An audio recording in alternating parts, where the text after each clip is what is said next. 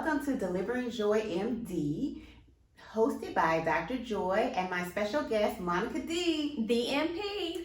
So today we're going to tackle a topic that one of our subscribers asked about, which is the difference between an actual Pap smear and a pelvic exam. So I know you want the details. Make sure you keep watching.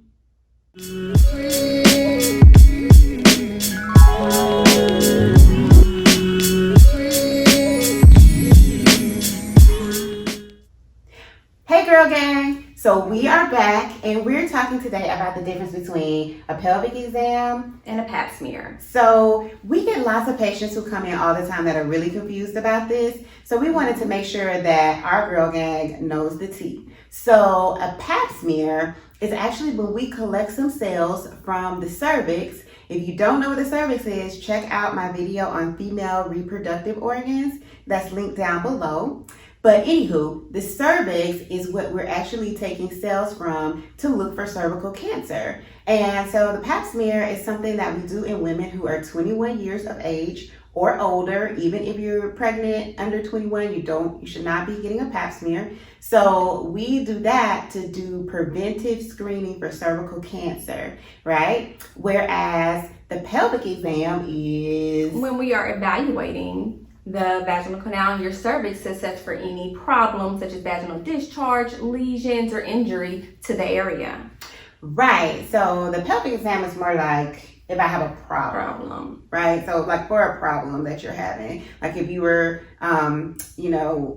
experiencing some kind of weird symptom, you would get a pelvic exam. Now, if you're over 21, a pelvic exam could include a Pap smear, like if you're having some abnormal bleeding and we wanted to assess for potential cervical cancer, then we may add a Pap smear to a pelvic exam. But most of the time, we're just doing general pelvic exams when women come in for a problem. So I'm gonna actually play act a little bit with Monica because I'm like a Emmy Award winning actress. Yes, boo. So I'm gonna throw out some really common scenarios that patients come in all the time and explain to us. And we always kind of try to explain to them the difference between a Pap and a pelvic exam, because when they get here, they're like, oh, hey, Monica D, I actually went to the urgent care because I thought I had a yeast infection, and they already did that thing. They already put that thing in there. The speculum? The speculum. Oh, yeah. They already put that in there, so I don't need to get that today, right? No, you should, because what they did was probably did a pelvic exam to assess for the discharge that you were having. They didn't do my Pap smear? No. What?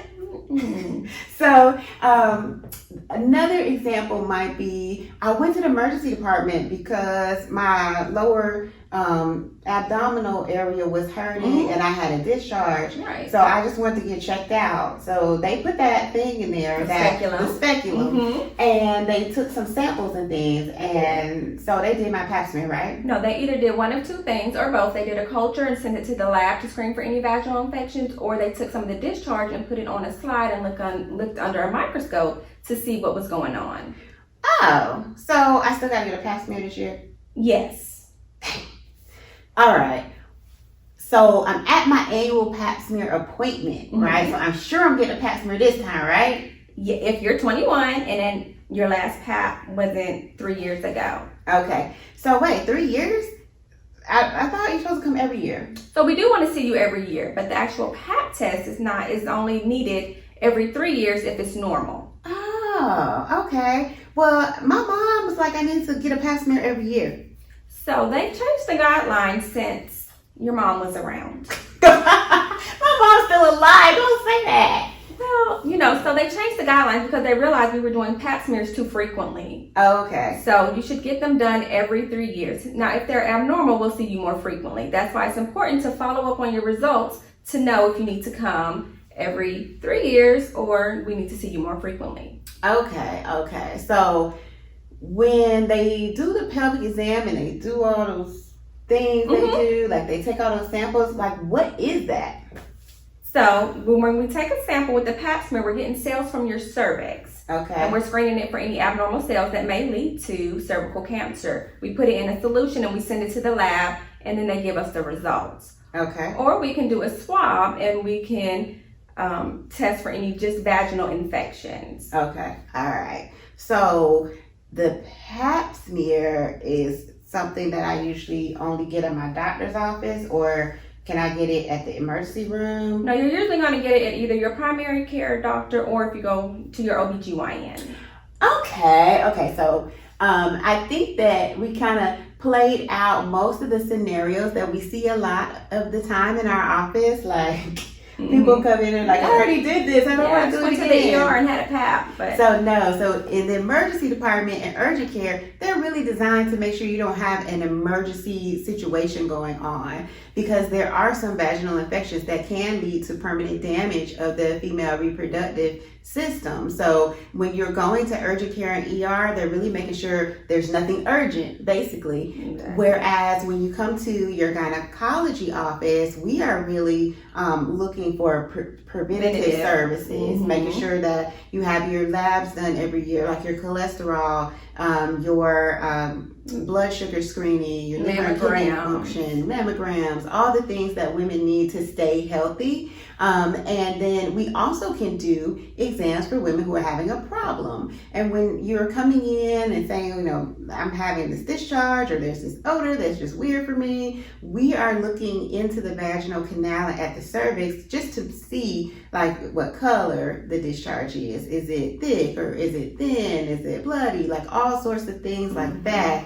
And so the pelvic exam is generally done like to look like for a problem. Right. The Pap smear is done to prevent a problem. So you can always add a Pap smear to a pelvic exam if it's needed. But the pelvic exam itself is really just that, an examination. And we can take swabs that are called cultures and send those off to the lab as well for like gonorrhea, chlamydia, trichomonas, and we can also look for bacterial vaginosis or yeast infections with those too. In addition, we can do like a wet mount, right, Monica? Right, correct. So that's where we actually take the Q-tip and put it onto a glass slide and just put it right under the microscope in the office or in the hospital, and we just look to see if we see anything. So like, what kind of things would you do a wet mount for, Monica? So if somebody's coming in complaining of a discharge with a foul odor or something that is thick discharge with a lot of itching, that's usually will tell us if you have a bacterial infection, BV, or a yeast infection. Oh, okay, because you can actually like see we can see that right then on the microscope. You can see bacteria, you can see some STDs are visible on there. So we're able to do some things like right then and there, whereas samples that are sent out usually take a few days to come back. Speaking of coming back, let's talk about these results real quick. So one thing that I see a lot of, and probably you too, Monica, you probably see people coming back saying they went and had testing done somewhere and they have no idea about the result, right? They think no news is good news, which usually is, but we always want to confirm and be sure. Yes, so make sure you are getting your results and that you know your status, whether it's for your Pap smear for cervical cancer or if it's from a pelvic exam that you have for a problem. Make sure you know what those results are. Like, you don't want to be walking around with the cooties. So, make sure you got that stuff under control, especially in this day and age. I mean, because people can like look stuff up on their patient portal. Yes, a lot of offices, practices have patient portals. All you have to do is create an account, log in to see your lab results, notes, message your provider, make appointments. So in this day and age where we all have, smartphone technology, it's no excuse for you not to be totally in control of and responsible for your health. So we actually have a patient portal, and our patients, we really encourage patients to use it. You can actually create a login and a password, and you can come in and see the notes that we write about you. You can see your labs, you can see your appointments, you can request appointments, you can ask questions to the clinic nurse, or you can even ask questions to us. Directly, so, right. Yeah, because, we're your girls, so you can always ask us questions. Talk to us. So we use that patient portal to communicate a lot. So don't just take the idea that no news is good news. Make sure you know what your results are and what you need to do about follow-up. So that's important. The other thing, Monica, I want to make sure our girl gang is aware of is that sometimes pelvic exams are unnecessary. Right. Sometimes if you don't have any problems going on, then what do we need to go down there for? Right, and let's just be real. Nobody really enjoys a pelvic exam, especially when we put the speculum in. Most people, it's Every time, I hate this. I hate this. Every time. So there may not necessarily be a reason why you need a pelvic exam. So like, don't feel dissed if you didn't get one. It might just be that you didn't need one. I know I've had patients tell me, you didn't even put that thing in this time. I'm like, no, I did not use a speculum because you didn't need a speculum exam. Unnecessary pelvic examinations have been going on for a long time now. And there have been some women who didn't really feel safe in their gynecologist's office or in a hospital or in an urgent care. Right. And that's just that's messed up. So if there's ever a time when you're being seen anywhere and you don't feel comfortable about what's happening, or you don't understand why somebody is like telling you to drop your drawers, make sure that you ask questions, speak up, and be like, hey, I don't think I want to do that. It's your right to refuse a pelvic exam. Yes. You have control of all of your body. All of So make sure that, if you're feeling uncomfortable, or if you do consent to a pelvic exam and you feel like something's happening that should not be happening, or you're really uncomfortable, having trouble, tolerating it, you always have the right to ask someone to stop a pelvic exam. So make sure that you speak up for yourself, girls. It's your world. So we hope that this really helped to explain the difference between a Pap Smear and a pelvic exam. Yes. And if you have any questions, feel free to post them down below. If you got a topic that you really want us to cover, make sure you post that below as well. And you know what to do, girl. Hit that subscribe button so that you can be a part of the girl gang and get all of these educational yet entertaining videos. So make sure you follow me, Delivering Joy MD, and Monica D, the MP. Yep. On all major social media platforms. You can find our link tree posted in the section below. We hope you have a wonderful rest of your day, girl gang, and we will see you soon. Peace out. Peace. See you soon, girl gang. Don't forget to subscribe and comment below.